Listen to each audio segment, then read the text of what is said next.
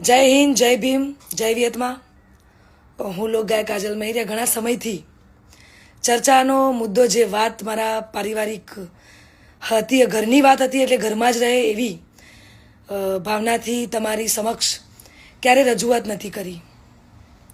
પરંતુ આજે હદનો છેડો પાર થઈ ગયો હોય એવું મને લાગે છે.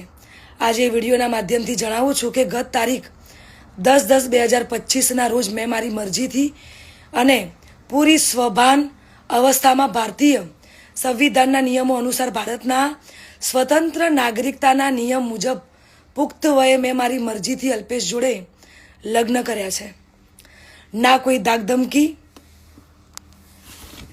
ધાકધમકી કે ના કોઈ દબાણથી કર્યા છે. અલ્પેશ અને મારું પોતાનું રિલેશન છેલ્લા 1.5 વર્ષથી હતું. આ વાતની જાણ મારા પરિવારને મેં કરેલી, પરંતુ એમની રાજીપો ના હોવાથી મેં મારી જાતે મારું ભવિષ્ય, મારી જિંદગી મહત્ત્વપૂર્ણ નિર્ણયમાં મેં મારી જાતે લીધો છે.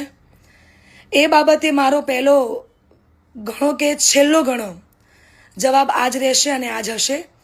તો ખાસ જણાવું છું કે અમે બંને રાજી ખુશીથી રહીએ છીએ. હું મારી આ પર્સનલ વાતમાં ના કોઈ સમાજને કે ના કોઈ વડીલોને ગેરમાર્ગે દોરવા નથી માંગતી. એટલે હું સનાતન ધર્મમાં માનું છું અને સનાતન ધર્મ પ્રેમી જનતા પાસે સાથ અને સહકાર માગું છું. અને ખાસ એ વાત કે હું ધર્મ પરિવર્તન કરવા નહોતી માંગતી, એટલા માટે અત્યાર સુધી હું ચૂપ હતી.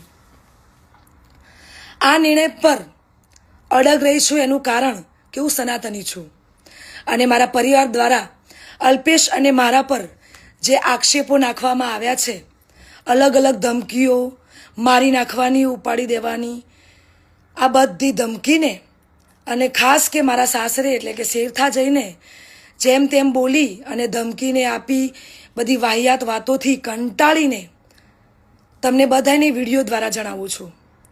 અને આજ પછી આવી કોઈ પણ ફાલતુ વાતોનો મારે જવાબ આપવો પડે એવું હું જરૂરી નથી માનતી. તો પ્લીઝ, આજ સુધી મેં લોકોનું અને મારા પરિવારનું જ વિચાર્યું છે, પણ હવે હું મારું વિચારીશ. આ ઉપરાંત કોઈ પણ ખરાબ કોમેન્ટ કે હેરાનગતિ પહોંચાડશે તો ભારતીય ન્યાયતંત્રની મદદથી કાયદેસરની કાર્યવાહી કરવામાં આવશે. જય હિન્દ, જય ભીમ, જય વિયતમાં.